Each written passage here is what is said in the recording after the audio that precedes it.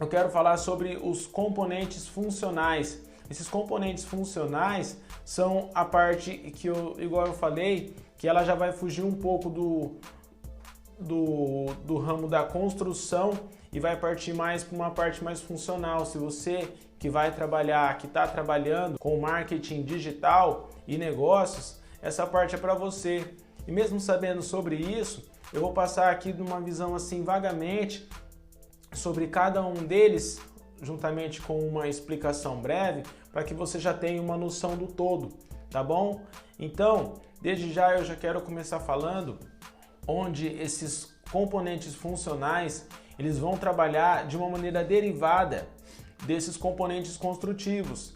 E esses componentes funcionais, eles são temporal, interatividade, persistência, inovação, aprendizagem.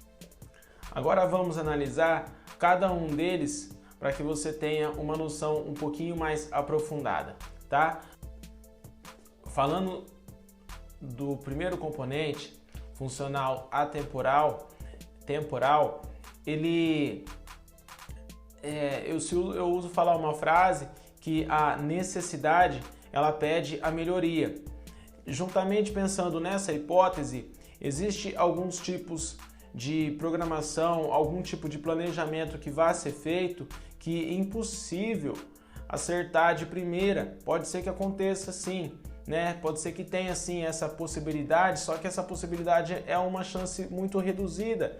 Então, pensando nisso, é muito interessante que você utilize a forma de começar, que o feito, né, é melhor do que o perfeito não feito, e simplesmente inicie do jeito que você tiver, com as ferramentas que você tem e comece.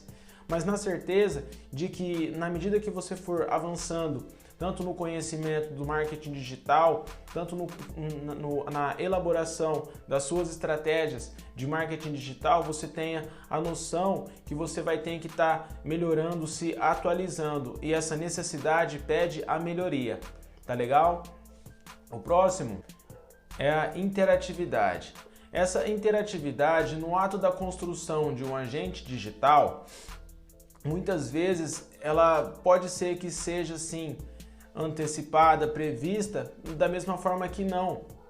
Assim como existem várias invenções que já houve, que já aconteceu, que tem pessoas que usam um certo tipo de tecnologia de uma maneira de repente invertida, de uma maneira trocada, e com isso, esse nível de interatividade, ele vai buscar algum tipo de melhoria, e esse tipo de melhoria, esse nível de interatividade, ele vai favorecer mais de repente em um nicho específico ou em outro.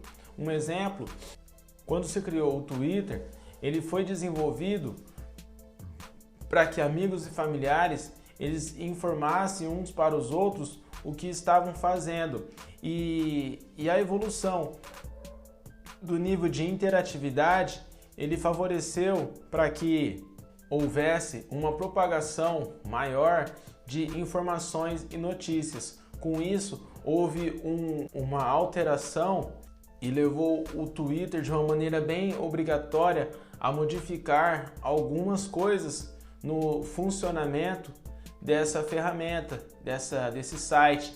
E com isso foi adicionado as hashtags, o envio de mensagens direta e a criar serviços fundamentais em perfis de pessoas e também tanto de pessoas como empresa, marca, tá legal? O próximo que eu vou falar é sobre a inovação.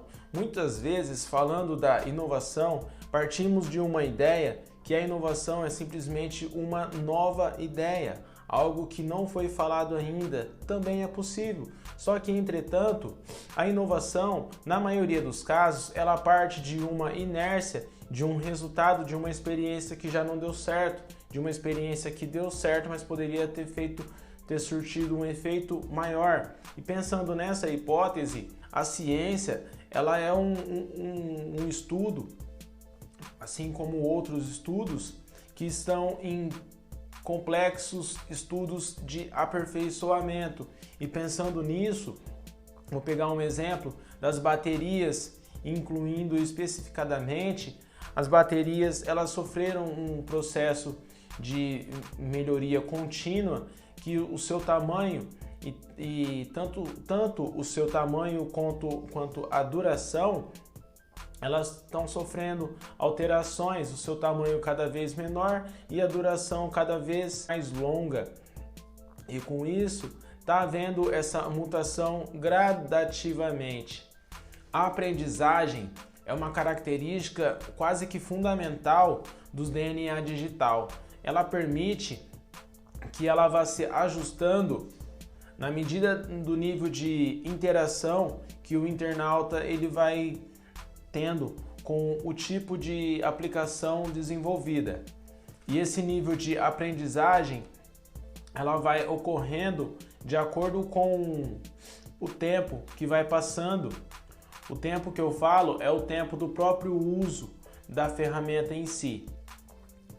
E quando eu falo esse tempo de uso de pegar-se um exemplo que dá para usar, as redes sociais, elas, de acordo com esse uso massivo que vem ocorrendo, eles vão sendo direcionados para que haja uma certa inteligência, para que tanto os desenvolvedores quanto inclusive, né, as pessoas que utilizam as redes sociais, elas vão pedindo essa necessidade, que vai pedindo essa melhoria.